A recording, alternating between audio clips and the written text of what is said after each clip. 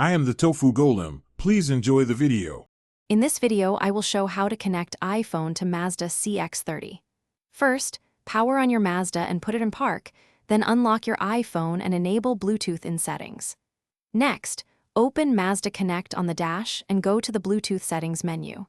Keep both devices near each other and accept any pairing codes that appear.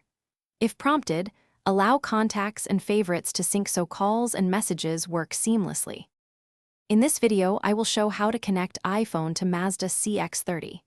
After opening Bluetooth on both devices, choose Add New Device in Mazda Connect and wait for your iPhone to list the car. Tap the Mazda entry on your iPhone and verify the numeric code shown on both displays. Tap Pair on the phone and Accept on the car.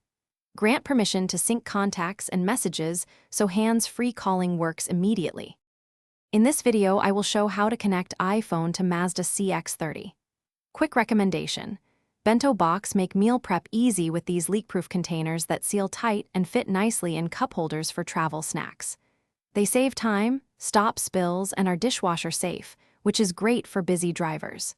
If you like this tip, subscribe and like, and check the description for the link and other deals. Now let's get back to the video. In this video, I will show how to connect iPhone to Mazda CX-30.